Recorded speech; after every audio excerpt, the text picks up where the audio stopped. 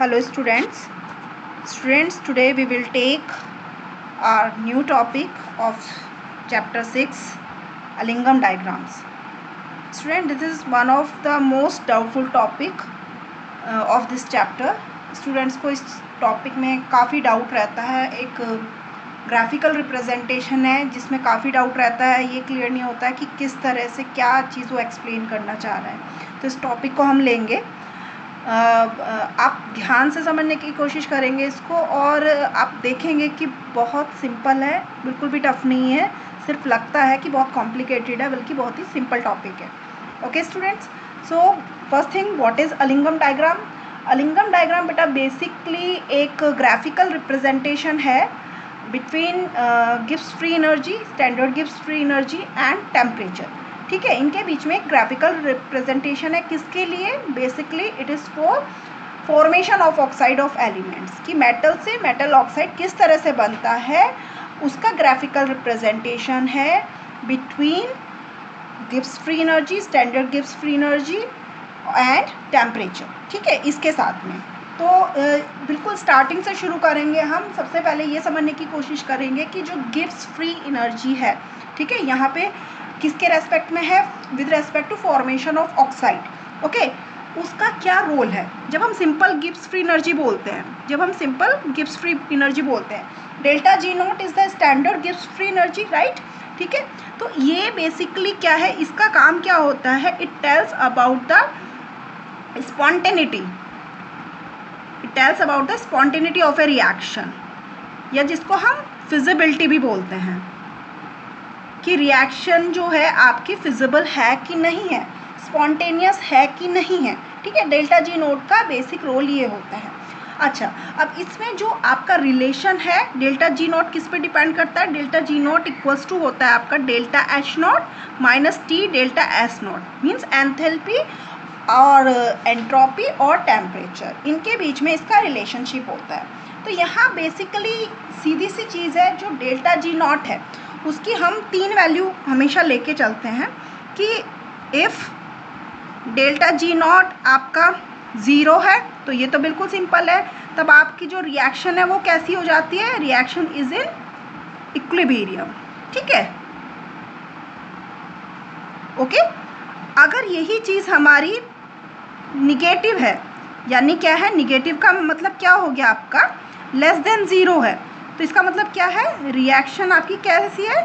Is spontaneous. Spontaneous का मतलब feasible है, वो इजीली होती है, अपने आप से होती है. ठीक है, और अगर यही रिएक्शन के लिए स्टैंडर्ड गिब्स फ्री एनर्जी की वैल्यू आपकी पॉजिटिव है या ग्रेटर देन 0 है, देन द प्रोसेस और the reaction is non spontaneous, मतलब वो प्रोसेस आपका फिजिबल नहीं है. ठीक है, तो ये 3 चीज़ हमें याद रखनी है अलिंगम डायग्राम को समझने के लिए. अब बेसिकली हम जो चीज़ लेके चल रहे हैं, एक सिंपल एग्जांपल से शुरू करते हैं हम. ठीक है, एकदम से हम बहुत टिपिकल पे नहीं जा रहे हैं, छोटे छोटे से स्टेप्स में मैं आपको बताऊंगी, तो वो चीज़ है. अब यहाँ पे जो अलिंगम डायग्राम का यूज़ है, अभी मैंने आपको एक चीज़ बताई, ये क्या है? It is basically a graphical representation. किसके लिए? For formation of oxide. और जो ग्राफिकल रिप्रेजेंटेशन है, it is between Gibbs free energy, standard Gibbs free energy versus temperature. ठीक है, इनके बीच में है. और इसका रोल क्या है, क्या काम करता है ये जो अलिंगम डायग्राम का ग्राफिकल रिप्रेजेंटेशन है, ये आपका रिड्यूसिंग एजेंट को बताने के काम आता है कि which will act as a better reducing agent. ठीक है, कौन सा रिड्यूसिंग एजेंट बेटर होगा, उसको बताने के लिए इसका बहुत बड़ा रोल है. तो हम बिल्कुल सिंपल से स्टार्ट करेंगे. I have this graphical representation. मैंने एक बिल्कुल सिंपल एग्जांपल लिया है. देखो, अगर हम सिंपल सी एक रिएक्शन ले लें, हमारा जो जनरली कोई भी आपका मेटल ऑक्साइड बन रहा है बेटा, तो वो इस तरह से बनते हैं. ठीक है, यहाँ जो एक्स है वो किस रेस्पेक्ट में है, कि जितने भी आपकी अब वो आपका डायटोमिक है कि मोनोएटोमिक है, उसके रेस्पेक्ट में आपका मेटल किस तरह का, उसके रेस्पेक्ट में हो जाएगा. ओके, अब यहाँ पे हम बिल्कुल, ये तो हमारी जर्नल इक्वेशन है. ठीक है, अब हम अगर बिल्कुल सिंपल इक्वेशन ले लेते हैं, मैं बिल्कुल सिंपल इक्वेशन ले लेती हूँ, डायटोमिक के लिए ले लेती हूँ. Let the equation of formation of oxide from metal is, क्या है, मैंने बिल्कुल सिंपल ले लिया कि मेटल है आपका ऑक्सीजन, ऑक्सीजन से रिएक्ट हो रहा है, एक्सक्यूज मी, और यहाँ पर मेटल ऑक्साइड बन रहा है। ठीक है, ये हमारी इक्वेशन है। अब इस इक्वेशन के लिए हम ये ग्राफिकल रिप्रेजेंटेशन को समझेंगे कि इसका क्या मतलब है। ये हमारा इस चीज़ के लिए है। देखो बेटा, जो सबसे पहली चीज़ आप यहाँ से देखिए, ये हमारी एक ग्रीन कलर से जो लाइन दिखाई है ABC, यहाँ B पॉइंट जो है उस वो T1 टेम्परेचर को शो कर रहा है, जिसपे ये आपका पॉइंट ऑफ इंटरसेक्शन है। ठीक है, ये जो आपका स्ट्रेट लाइन होती है, इस तरह से जो बिल्कुल सीधे लाइन होती है, ये शो करती है कि यहाँ पे डेल्टा G नॉट की वैल्यू क्या है, 0 है। हम ये मान के चल रहे हैं कि यहाँ पे डेल्टा G नॉट की वैल्यू क्या है, 0 है। मतलब अगर ये 0 है, स्ट्रेट लाइन वाली, ये जो सीधी लाइन जा रही है हॉरिजॉन्टल लाइन, ये अगर डेल्टा G नॉट 0 है तो इसके ऊपर वाली वैल्यू जो है वो कैसी होगी, पॉजिटिव होगी, और इसके नीचे वाली वैल्यू निगेटिव होगी।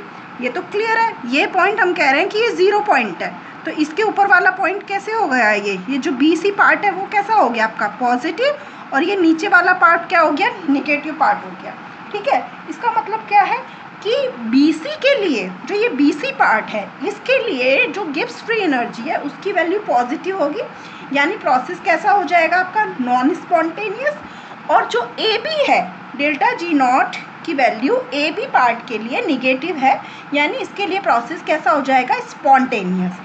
अब यानी इसका मतलब क्या है, T1 टेम्परेचर पे इंटरसेक्शन हो रहा है, T1 टेम्परेचर पे चेंजेस आ रहे हैं ग्राफ में, तो यानी T1 टेम्परेचर से कम पे तो ये रिएक्शन कैसी होगी, स्पॉन्टेनियस होगी, और T1 टेम्परेचर से ऊपर यही रिएक्शन कैसी हो जाएगी, नॉन स्पॉन्टेनियस हो जाएगी। तो इस तरह से टेम्परेचर का इफेक्ट पड़ता है।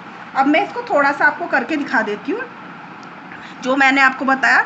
तो फॉर AB पार्ट, मेरे पास AB पार्ट है बेटा, ठीक है, AB पार्ट के लिए रिएक्शन क्या है, हमारी रिएक्शन वही जो मैं ऊपर लिखी है, ये मेरी रिएक्शन है। ठीक है, इसके लिए जो डेल्टा G है वो क्या है, यहाँ देखो मैंने अभी बताया आपको निगेटिव है। अगर ये चीज़ निगेटिव है तो ये जो आपका प्रोसेस है ये कैसा हो गया, रिएक्शन कैसी हो गई, स्पॉन्टेनियस हो गई, यानी ये रिएक्शन T1 टेम्परेचर से कम पे होगी, पहली चीज़। अभी हमें ये भी देखना है, रिड्यूसिंग एजेंट की बात हम बाद में करेंगे, उससे पहले हम ये देख रहे हैं कि ये रिएक्शन पर्टिकुलर टेम्परेचर पे होगी, स्पॉन्टेनियस होगी या नहीं होगी। ठीक है, तो ये रिएक्शन स्पॉन्टेनियस है। अब अगर इसका ही मैं इस पार्ट में रिवर्स रिएक्शन ले लूँ तो क्या हो जाएगी, अगर MO है, अगर इसका रिवर्स रिएक्शन हो जाए तो ये हो जाएगा ना रिवर्स रिएक्शन,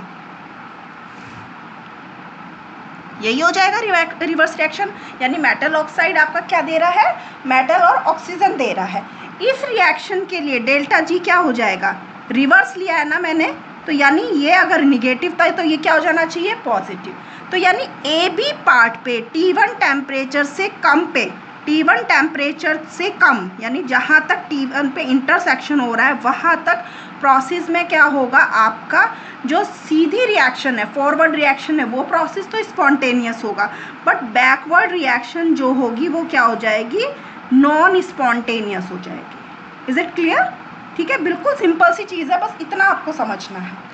अब अगर मैं T1 टेम्परेचर से ऊपर लूँ, ये सारा जो चीज़ हो रही है हमारी, ये जो AB पार्ट पे हमने लिया है, ये कहाँ पे हुआ है, ये पूरा का पूरा है हमारा, मैं यहाँ लिख देती हूँ बिलो T1। ठीक है, T1 टेम्परेचर से कम की बात कर रहे हैं हम।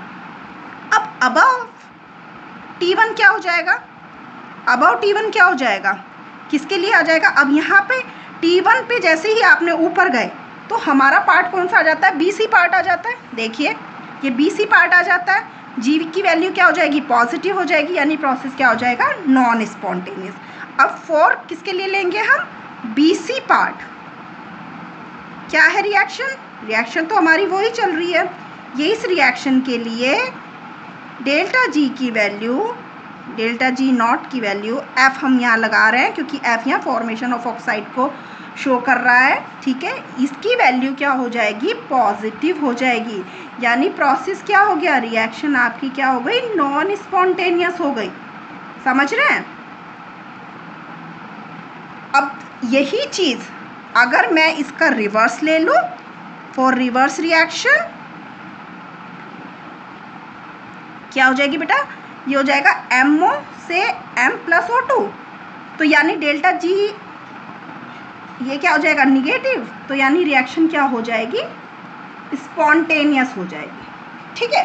तो इसका मतलब क्या हुआ कि जो आपका ये ग्राफ था, ये जो आपका ग्राफ था यहाँ तक AB पार्ट के लिए तो ये रिएक्शन कैसी है, स्पॉन्टेनियस है, उसके ऊपर रिएक्शन नॉन स्पॉन्टेनियस है, या हम ये बोल दें कि यहाँ तक तो ये फॉरवर्ड रिएक्शन को फेवर करेगा और इसके आगे T1 टेम्परेचर से ऊपर ये बैकवर्ड रिएक्शन को फेवर करेगा, ठीक है। ये मतलब हुआ इसका। I think this is clear to all of you. Now बेटा ये एक सेकंड ग्राफ को हम लेके चलेंगे। सेकंड ग्राफ में समझने की कोशिश करिए कि ये तो मैंने आपको एक जनरल चीज़ बता। अब जो हमारा है, आप देखो ये ना मैंने आपकी NCERT से ही, जो आपके NCERT में लिंगम डायग्राम में 6 से 7 ग्राफ हैं, 6 से 7 कर्व्स दिए हुए हैं, स्ट्रेट लाइन दिए हुए हैं, उनके ही पार्ट ले लेके करा है। तो ये उसमें आपका जब आप देखेंगे तो इस तरह से कुछ ग्राफ दिए हैं, तो मैंने उनमें से 3 ग्राफ उठाए हैं, 3 लाइन्स उठाई हैं। एक आपकी सिल्वर के लिए है, एक आपकी मरकरी के लिए है और एक आपकी जिंक के लिए है, ठीक है। ये मेरा केस सेकंड है, वो आपका एक सिंपल एक्सप्लेनेशन के लिए हो गया, ये सेकंड पार्ट हो गया हमारा। तो इसमें बेटा क्या है, देखो जब आपका इस तरह का कोई ग्राफिकल रिप्रेजेंटेशन होता है, ठीक है, यहाँ हमें समझना क्या है, जितनी लाइंस हैं, जब आप देखोगे मैक्सिमम लाइंस कैसी हैं, जब भी आप मेटल ऑक्साइड के लिए देखोगे तो उसमें सीधी लाइन जाती है, स्ट्रेट लाइन जाती है। सिर्फ जहाँ पे आपका स्ट्रेट लाइन नहीं है और एकदम से कोई भी उसमें कर्व टाइप से या स्लोप टाइप से आपको कुछ दिख रहा है, तो वो बेसिकली क्यों है, क्योंकि वहाँ पे उसका फेस चेंज हो गया है। फेस चेंज होने का मतलब क्या है कि जो आपके मेटल ऑक्साइड थे वो सॉलिड फॉर्मेशन है, जो ऑक्सीजन है वो गैस है, तो वहाँ से जो उनकी बेसिकली फिजिकल स्टेट में जो चेंज आता है उसकी वजह से ये चेंजेस दिखाए जाते हैं, ठीक है। अब बेसिकली आपका क्या है, जब भी आपकी डाइऑक्सीजन जो है वो गैस है, ये आपकी यूज़ की जाती है for the formation of metal oxide, यानी सॉलिड को फॉर्म करता है। अब गैस से डाइऑक्सीजन गैस थी, उसका मीडियम गैस था, मेटल का मीडियम क्या था, सॉलिड था, उनकी फॉर्मेशन से क्या बन गया है, सॉलिड बन गया है। तो यहाँ पे एंट्रोपी का आप इफेक्ट देखिए कि क्या इफेक्ट पड़ता है। बेसिकली एक गैस था, एक सॉलिड था, उससे सॉलिड बना, यानी एंट्रोपी में क्या आ गया है, डिक्रीज आ गया है। अब एंट्रोपी में डिक्रीज होने का मतलब, जो हमने यहाँ अभी ये चीज़ बताई थी ना, ये इस पे डिपेंड करता है। तो एंट्रोपी में डिक्रीज होने का मतलब, ये अगर कम हो गया है, ठीक है, इसकी वैल्यू कम हो गई है, तो ये वाला पार्ट T डेल्टा S, ये वाला पार्ट क्या हो जाएगा आपका, ये आपका ज़्यादा निगेटिव हो जाएगा, ठीक है। ज़्यादा निगेटिव होने का मतलब जो आपका ये वाला पूरा पार्ट है, ये बेटा क्या हो जाना चाहिए, बेसिकली ये आपका लेस निगेटिव हो जाना चाहिए, ठीक है। मतलब पहले जितना था उससे लेस निगेटिव हो जाना चाहिए। यानी सिंपल एक चीज़ समझने की कोशिश करनी है आपको कि जो डेल्टा G है, गिव्स फ्री एनर्जी है, it increases with increase in temperature, ठीक है, and it decreases with decrease in temperature, यानी सीधे सीधे टेम्परेचर पर डिपेंड करता है। अच्छा, एक चीज़ और, जो भी हमारा यहाँ पे लाइंस हैं वो पॉजिटिव स्लोप के साथ हैं, ठीक है। ये सारी रिएक्शन मेटल ऑक्साइड की फॉर्मेशन को इन्वॉल्व कर रही हैं, जितनी भी रिएक्शंस होती हैं, जितने भी ग्राफ का रिप्रेजेंटेशन है। अब ईच प्लॉट, जितने भी प्लॉट हैं, ईच प्लॉट जनरली जो है आपका it is a straight line except when some changes in phase, ठीक है। मैंने अभी बताया कि सॉलिड से लिक्विड होंगे या लिक्विड से गैस होंगे, तब आपका बेसिकली स्लोप में चेंज आता है। अब आगे हमें समझने की कोशिश करनी है। तो बेटा पहली चीज़ आप देखो, हमने ये बोला कि टेम्परेचर पर डिपेंड करता है। यहाँ जब ये सिल्वर वाला ग्राफ आप देखोगे कि सिल्वर ऑक्साइड में कन्वर्ट हो रहा है, तो ये नियर बाय 0 डिग्री से थोड़ा सा ऊपर T1 टेम्परेचर पे ही कन्वर्ट हो जाता है, यानी यहाँ पे किसी तरह का कोई प्रॉब्लम नहीं है ऑक्साइड की फॉर्मेशन में। ठीक है। दूसरी चीज़, जब आपका मरकरी है, मरकरी में भी बहुत ज़्यादा प्रॉब्लम नहीं है, क्योंकि कितना टेम्परेचर चाहिए, 400 डिग्री सेल्सियस से थोड़ा सा ऊपर।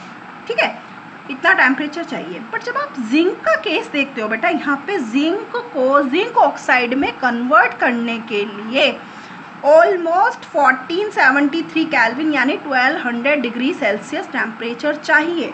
तो जो इसकी कॉस्ट होती है यहाँ पे इसको इसमें कन्वर्ट करने के लिए, यानी जिंक को जिंक ऑक्साइड में कन्वर्ट करने के लिए जो कॉस्ट होती है, तो वो आपकी कैसी होती है, या आप इसका रिवर्स रिएक्शन की बात करिए कि ये तो सीधी है, जब ऊपर जाएगा तो अगर हम इसकी बैकवर्ड रिएक्शन की बात करें कि जिंक ऑक्साइड को अगर हमें जिंक में कन्वर्ट करना है, ये रिएक्शन तो चलो हो जा रही है, सिंपल आपका क्या है, ऑक्सीजन से रिएक्शन है। पर जो बैकवर्ड रिएक्शन है, बैकवर्ड रिएक्शन का मतलब क्या हो गया, मेरा कहने का मतलब है कि अगर आपका सिल्वर ऑक्साइड है, इसको आप हीट करेंगे तो इसमें कन्वर्ट हो जाएगा, कोई प्रॉब्लम नहीं है, लोअर टेम्परेचर पे हो रही है।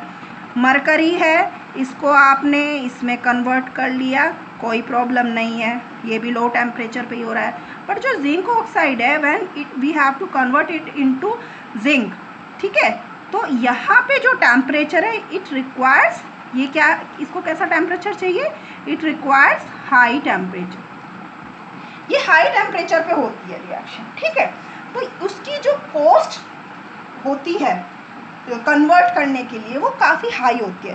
तो उसके लिए क्या करते हैं हम, इसके कॉस्ट को बचाने के लिए वी रिक्वायर रिड्यूसिंग एजेंट।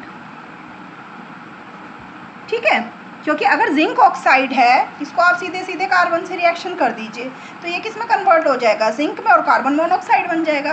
तो वो प्रोसेस, कार्बन मतलब कि आपका सिंपल क्या, कोक, वो आपका काफ़ी चीप पड़ता है, सस्ता प्रोसेस है, तो इजीली कन्वर्ट हो जाता है। ठीक है, तो यहाँ पे ये सब चेक करने के लिए ही देखा जाता है कि which one will act as a better reducing agent. ठीक है, ये चीज़ है। तो यानी मैं क्या कह रही हूँ कि अगर हमने यहाँ पर कार्बन को यूज़ कर लिया तो क्या बन जाएगा, जिंक बन जाएगा और कार्बन मोनोऑक्साइड बन जाएगा।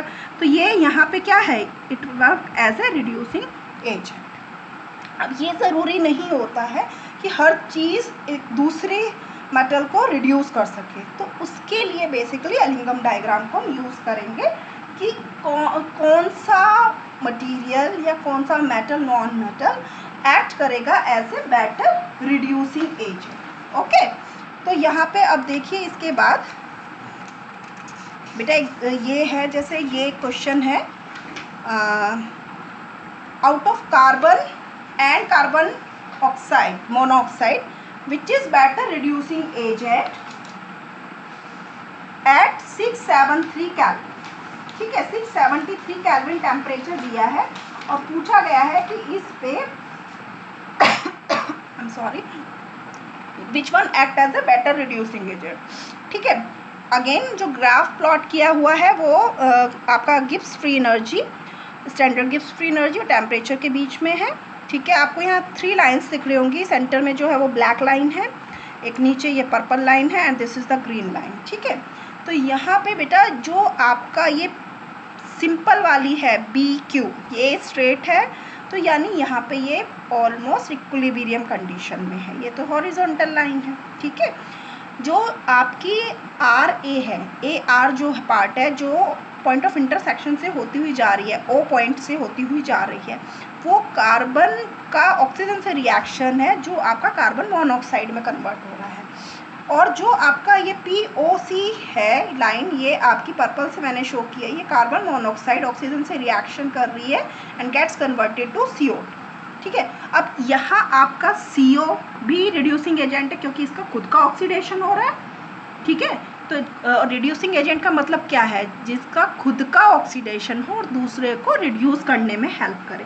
तो अगर इनका खुद का ऑक्सीडेशन इजीली होगा तो that means they will act as a better reducing agent. तो इसमें फॉरवर्ड रिएक्शन जो है उसको 673 टेम्परेचर पे कौन फॉलो करेगा, कौन उसको ईजिली हेल्प करेगा, वो आपका बेटर रिड्यूसिंग एजेंट हो जाएगा। तो यहाँ मैंने जैसे आपको पहले बताया है कि इंटरसेक्शन पॉइंट के हिसाब से चलता है कि आपका मतलब कि डेल्टा जी की निगेटिव वैल्यू कहाँ है, ठीक है। वैसे तो इसका लर्न करने का बहुत सिंपल तरीका है जिसको मैं आपको बताऊंगी, बट यहाँ पहले हम कॉन्सेप्ट बेस पे चलेंगे कि कैसे निगेटिव है डेल्टा जी नॉट की वैल्यू और किस तरह से आएगी, ये सब हम समझने की कोशिश करेंगे। उसके बाद मैं आपको वो सिंपल सी ट्रिक भी बता दूंगी जिसके हेल्प से आप ग्राफ देखते ही बता देंगे कि कौन सा आपका बेटर रिड्यूसिंग एजेंट की तरह वर्क करेगा, ठीक है। तो सबसे पहले बेटा हम ये वाला पार्ट ले लेते हैं, ये इस वाली लाइन के लिए ले लेते हैं। तो हम ले लेते हैं जब आपका जो कार्बन है वो ऑक्सीजन से रिएक्शन करके CO में कन्वर्ट हो रहा है, ठीक है, फॉर दिस रिएक्शन। जो ये रिएक्शन है बेटा, इसके लिए पहली चीज़ कि यहाँ से आप डेल्टा एन चेक करिए कि कितना है, नंबर ऑफ मोल्स। तो नंबर ऑफ मोल्स क्या हो जाएंगे, सिंपल प्रोडक्ट के number of moles minus reactant के नंबर ऑफ मोल्स। प्रोडक्ट के आपके कितने हैं, 2 है, माइनस रिएक्टेंट के 2 + 1 है। तो यानी सीधे सीधे यहाँ कितना आ गया आपका, -1 आ गया सीधे सीधे। तो इस पार्ट के लिए आपके नंबर ऑफ मोल्स क्या हो रहे हैं बेटा, यहाँ से दिख रहा है, नंबर ऑफ मोल्स डिक्रीज हो रहे हैं। अगर ये चीज़ डिक्रीज हो रही है, नंबर ऑफ मोल्स डिक्रीज हो रहे हैं। दूसरी चीज़, यहाँ कार्बन आपका सॉलिड फॉर्म में, ऑक्सीजन गैशियस फॉर्म में और ये गैशियस फॉर्म में बना है। तो रैंडमनेस क्या हो रही है बेटा, रैंडमनेस देखिए क्या होगी, यहाँ से बताइए क्या होनी चाहिए रैंडमनेस। बेसिकली मैं आपसे बात कर रही हूँ जब कार्बन मोनोऑक्साइड में कन्वर्ट हो रहा है, मैं इस पार्ट के लिए आपसे बात कर रही हूँ। तो यहाँ पे अगर आप देख रहे हैं नंबर ऑफ मोल्स डिक्रीज हो रहे हैं, ठीक है। नंबर ऑफ मोल्स डिक्रीज होने का मतलब आपका ये आपके 3 थे और ये आपके 2 थे, 2 - 2 + 1 -1 आ गए, नंबर ऑफ मोल्स आपके डिक्रीज हो गए हैं यहाँ पे। तो डेल्टा एस जो है वो आपका क्या आ जाएगा, पॉजिटिव आ जाना चाहिए। डेल्टा एस क्या आ जाएगा बेटा, बेसिकली पॉजिटिव आ जाना चाहिए, यानी रैंडमनेस क्या हो जाएगी आपकी, C+O2 से 2CO हमारा बना है, तो रैंडमनेस हमारी इंक्रीज हुई है। रैंडमनेस इंक्रीज होने का मतलब जो एंट्रोपी है वो आपकी इंक्रीज हुई है। अब यहाँ से ये सीधी सी चीज़ है, ये मैंने क्यों लिखा है, क्योंकि सॉलिड से ज़्यादा रैंडमनेस लिक्विड में होती है, लिक्विड से ज़्यादा गैस में होती है, ठीक है। तो यहाँ से रैंडमनेस इंक्रीज हुई है, तो जो आपका from delta G nought equals to, ये मैंने आपको रिलेशन बताया था शुरू में ही, ठीक है। इस रिलेशन की हेल्प से ये समझ लीजिए रैंडमनेस इंक्रीज हो रही है, यानी ये वाला पार्ट आपका क्या हो रहा है, ये मोर पॉजिटिव हो गया। ये अगर पॉजिटिव हो रहा है तो ये वाला पार्ट आपका क्या चीज़ हो जाएगा, ये पूरा पार्ट क्या हो जाएगा आपका, निगेटिव हो जाएगा, ठीक है। अगर हम हाई टेम्परेचर की बात करें, T हमारा हाई है, जैसे 673 अगर हम टेम्परेचर ले रहे हैं, डेल्टा एस नॉट हमारा क्या है, डेल्टा एस नॉट हमारा हम कह रहे हैं कि पॉजिटिव है, ये वाला पूरा फैक्टर हमारा क्या हो जाएगा, मोर निगेटिव हो जाएगा। तो यानी यहाँ से डेल्टा जी नॉट हमारा क्या हो जाना चाहिए, निगेटिव हो जाना चाहिए, यानी प्रोसेस कैसा हो जाएगा हमारा, स्पॉन्टेनियस प्रोसेस हो जाएगा हमारा, ठीक है। वैसे भी अगर आप यहाँ से देखेंगे तो पहले ये पॉजिटिव था और उसके बाद आपका निगेटिव हो गया है। निगेटिव होने का मतलब कि 673 केल्विन के बाद में ये प्रोसेस को, फॉरवर्ड रिएक्शन को ये पार्ट्स फॉलो करेगा, स्पॉन्टेनियस प्रोसेस होगा। 673 से पहले ये कैसा हो जाएगा, नॉन स्पॉन्टेनियस प्रोसेस हो जाएगा, यानी इस पॉइंट से, ओ पॉइंट से पहले बैकवर्ड रिएक्शन फेवर होगी और इस पॉइंट के बाद फॉरवर्ड रिएक्शन फॉलो होगी, ठीक है।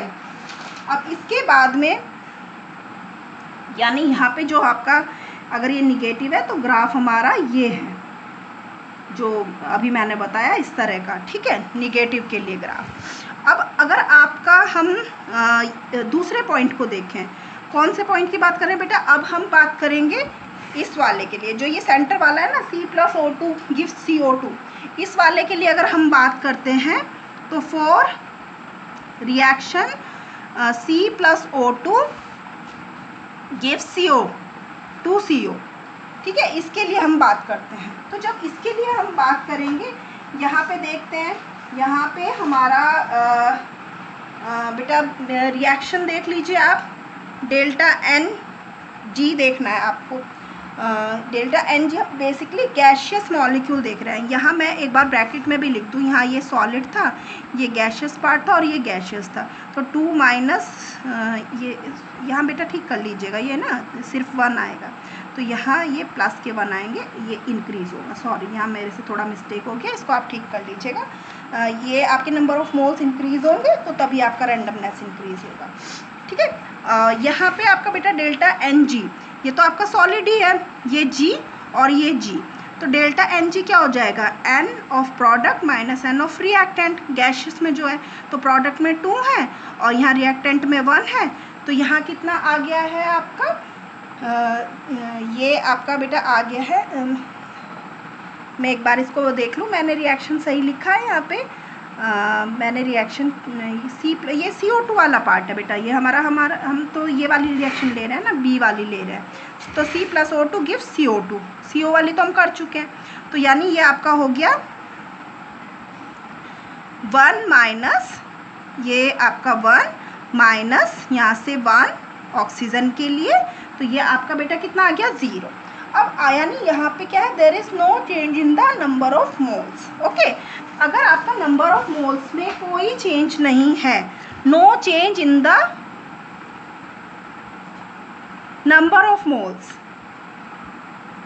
ठीक है बेटा, अगर नंबर ऑफ मोल्स में कोई चेंज नहीं है तो एंट्रोपी में क्या है? एंट्रोपी में नो चेंज, क्योंकि रैंडमनेस में कोई चेंज नहीं आया, यानी यहाँ से डेल्टा एस नॉट की वैल्यू क्या आ गई आपकी? 0। Change in the entropy is 0, यानी इसका मतलब जो डेल्टा जी नॉट है वो आपका क्या हो गया बेटा? वो भी 0 आ गया, यानी नो चेंज, यानी ये सीधे सीधे आप बोल सकते हैं नो चेंज इन द गिव्स फ्री एनर्जी या इक्विलिब्रियम प्रोसेस। और इक्विलिब्रियम में जब आएगी तो तभी आपका ग्राफ ये वाला आता है, हॉरिजॉन्टल लाइन, जो यहाँ पर बीच वाली लाइन के लिए आ रखा है। आई थिंक समझ में आ रहा है। यहाँ पे कंफ्यूज नहीं होना बेटा, ये सिर्फ आपको गैसेस के लिए लेना था, वो मेरे से थोड़ा मिस्टेक हो गया, मैंने सॉलिड का भी लिख दिया था।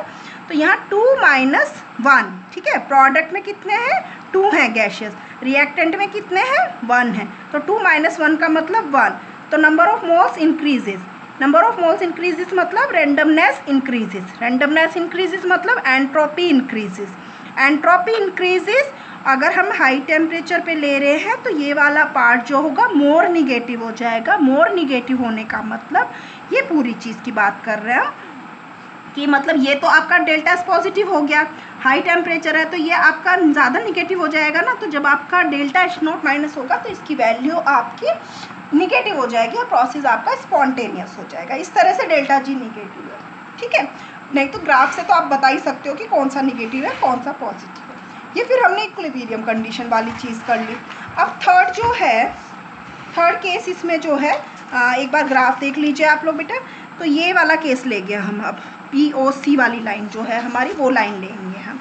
तो फॉर रिएक्शन जो थर्ड है, थर्ड रिएक्शन है मेरी 2CO plus O2, 2CO plus O2 gives 2CO2। तो यहाँ CO2 तो गैस है, ये भी गैस है और CO भी गैस है, ठीक है। अब यहाँ से देख लीजिए, पहले मैं डेल्टा N निकाल लेती हूँ कि ये कितना हो जाएगा, N product minus N reactant. Product का कितना है बेटा मेरा, प्रोडक्ट का है हो गया हमारा 2 माइनस 2 और ये -1, ठीक है। तो यहाँ से ये सीधे सीधे आपका आ जाएगा -1। -1 का मतलब क्या आ जाएगा, नंबर ऑफ मोल्स डिक्रीजेस, यानी रैंडमनेस डिक्रीजेस। अब रैंडमनेस डिक्रीजेस का मतलब जो डेल्टा एफ नोट है उसकी वैल्यू निगेटिव हो गई है, एंट्रोपी डिक्रीज हो गई है। इसका मतलब जो डेल्टा जी नोट है हमारा फ्रॉम दिस रिलेशन, अगर हमारा डेल्टा एस नोट ये निगेटिव हो जाता है तो ये पूरी वैल्यू क्या हो जाएगी, ये तो पॉजिटिव हो जाएगी। अगर ये हमारा निगेटिव है तो ये पूरी की पूरी वैल्यू क्या हो जाएगी, पॉजिटिव हो जाएगी एट हाई टेम्परेचर।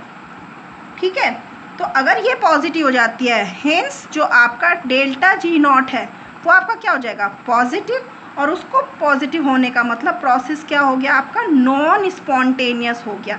यानी हमारा ग्राफ कैसे जा रहा है, इस तरह से जा रहा है। तो इस रिएक्शन के लिए जो ये आपका फॉरवर्ड रिएक्शन है, ये जो पर्टिकुलर टेम्परेचर बोला गया है, यानी कौन सा टेम्परेचर 673, उसके ऊपर ये बैकवर्ड रिएक्शन के लिए स्पॉन्टेनियस होगा। जो फॉरवर्ड रिएक्शन है यानी इस वाली रिएक्शन के लिए ये प्रोसेस कैसा रहेगा, नॉन स्पॉन्टेनियस प्रोसेस रहेगा। I think this is clear to all of you. तो जब आपसे ये पूछा जा रहा था, क्वेश्चन हमारा क्या था, क्वेश्चन बेसिकली बेटा हमारा था कि out of C and C O which is better reducing agent at 673। तो इसका आंसर क्या हो गया कि आपका बिलो 673 जो है वो CO जो है बेटर रिड्यूसिंग एजेंट है कार्बन से, but above 673 carbon is better reducing agent, यानी जिसका खुद का ऑक्सीडेशन हो रहा है, that will act as a better reducing agent. I think this is clear to all of you. अब एक बिल्कुल सिंपल सा एग्जांपल मैं बता रही हूँ, तो इसमें यही चीज़ें देखने बेटा। एक लास्ट एग्जांपल मैं आपको और बता रही हूँ, ये एक और एग्जांपल है। अब आपके पास समझ लीजिए ये 2 ग्राफ दिए हुए हैं, तो एक सबसे सिंपल तरीका बता रही हूँ याद रखने का। हमेशा जिसके लिए डेल्टा जी की वैल्यू निगेटिव होगी, याद रखना वो आपका रिड्यूसिंग एजेंट की तरह वर्क करेगा। यानी ये पॉइंट है, जैसे अगर इस पॉइंट से नीचे जो है, इस पॉइंट से नीचे यानी इस पॉइंट से इस टेम्परेचर से नीचे, तो आपका एल्यूमिनियम वर्क करेगा, सॉरी मैग्नीशियम वर्क करेगा ऐसे बेटर रिड्यूसिंग एजेंट, क्योंकि वो निगेटिव है, उसकी वैल्यू कम है। और यहाँ इस पॉइंट से ऊपर, क्योंकि इसका ग्राफ ऊपर चला गया है, इसका ग्राफ ऊपर चला गया ना, तो यानी ये आपका नॉन स्पॉन्टेनियस प्रोसेस हो जाएगा, तब ये रिड्यूसिंग एजेंट की तरह वर्क नहीं करेगा। अब मैं आपको इसको फटाफट बता देती हूँ कि ये क्या चीज़ है। तो ये वाला जो एग्जांपल है बेटा आपका, इसमें आपसे बेसिकली पूछा गया है कि मैग्नीशियम और ये हमारा एल्यूमिनियम में से which one act as a better reducing agent at 1623 kelvin. तो एट 1623 केल्विन फटाफट देख लीजिए आप, जो MgO है ये आपका बिलो 1623 आपका क्या है, स्टेबल है। तो यानी Mg क्या करेगा, Al2O3 को रिड्यूस कर देगा। ठीक है, यानी बिलो, मैं बिलो की बात कर रही हूँ, बिलो 1623 Mg क्या करेगा, Mg act as reducing agent. क्यों, क्योंकि उस टाइम पे ये प्रोडक्ट जो है MgO है ये स्टेबल है। अगर ये स्टेबल है यानी ये वाली रिएक्शन होगी, यानी इसका ऑक्सीडेशन होगा, इसका ऑक्सीडेशन होगा तो Mg कैन रिड्यूस Al2O3, यानी इसके लिए रिडक्शन के लिए आप इसको यूज़ कर सकते हो। बट जैसे ही ये पॉइंट से ऊपर गया अबव 1623 केल्विन, रिवर्स रिएक्शन हो जाएगा, यानी aluminium act as reducing agent. उस टाइम में जो